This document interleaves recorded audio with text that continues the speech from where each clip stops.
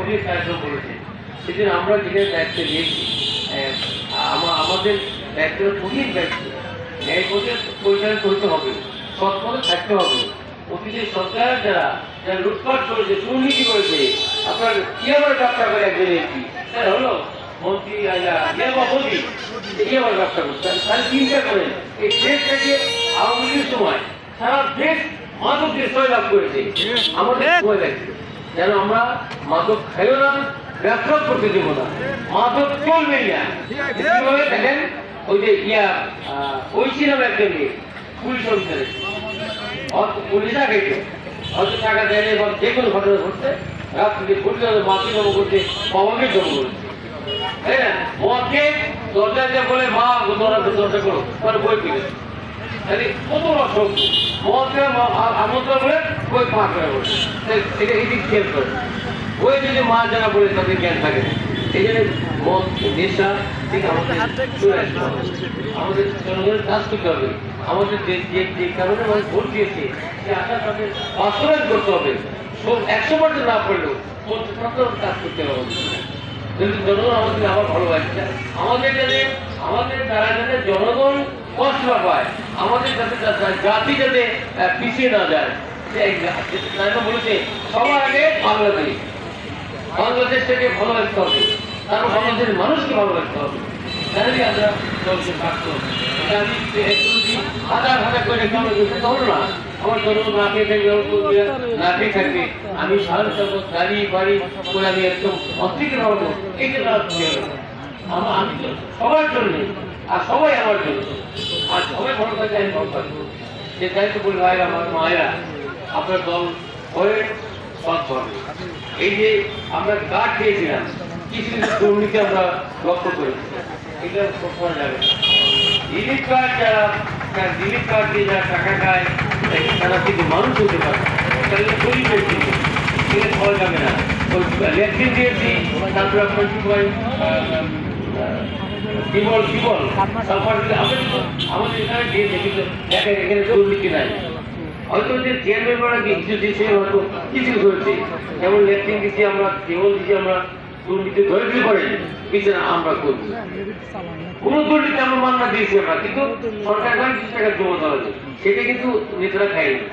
প্রত্যেক ল্যাট্রিন 10,000 টাকা কি বলে 10,000 ল্যাট্রিন সরকার জমা দিতে হবে, এটা কিন্তু কোন নেতা খেতে রিসিভ পাবে। সেটা বলি যে আমি যদি দুর্নীতি করি আপনার কিছু লাগে, আমি সবাই দুর্নীতি করলাম, আমার কিছু আপনার লেগে করে তার মধ্যে ভাই যারা আছেন আপনাদের বলছি, আপনাদের বলছি এটা তো আমার কিছু লাগবে। দুর্নীতি করার সাহস আছে আমার, যাতে অন্যায় না করি আমি, আমার নেতাদের সেইভাবে পরিচালনা করতে হবে। আপনি তার সাহায্য পাচ্ছি যে বাংলাদেশের অভিসম্বাদ নেতা, যার নাম মুখে দিয়েছিল শেখ হাসিনা, আমার নাম আরাফাত ময়দানে সত্রাতুল জিয়া, মানে জিয়াগার ইউবাল যতদিন কিয়ামত থাকবে কেউ তো জিয়ার নাম থাকবে। কোথায়? আরাফাত ময়দান, তার নাম থাকবে, অলির নাম থাকবে, সাধারণ মানুষের নাম থাকবে। সেই অলিটা আমাদের ওই রাষ্ট্রপতি জিয়া রহমান, আমাদের মা খালেদা জিয়া, একটা পবিত্র মহিলা, যে কোনদিন মুখ দিয়ে খারাপ কথা বলে নাই, সেই ব্যক্তি আমরা রাজনীতি করি। আবার যদি নতুন করে একটা বেকার কেউ তারে জমা চায়, ওনাকে কত গালাগালি করে, উনি কোনদিন কি শব্দ করে না, কেউ বিদ্যুৎ কথা বলে। আর সেখানে আওয়ামী লীগ মন্ত্রীকে খালেদা জিয়া খারাপ, তারে জমা খারাপ, জিয়া রহমান খারাপ, রাজাকার, আলমোহান অনেক কথা বলে। আজকে কোথায় আমার অনেক হিসাব করে করেছে।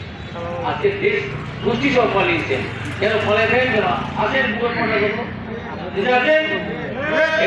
বলছেন অনেক আমরা না পড়াই, সেই কাজ আমাদের করতে হবে। যে কাজ করলে দেশের মানুষ পাশে থাকবে, যে কাজ করলে প্রশাসন কাছে থাকবে, যে কাজ করলে দেশ আমাদের ভালোবাসবে, সেই কাজ আমাদের করতে হবে।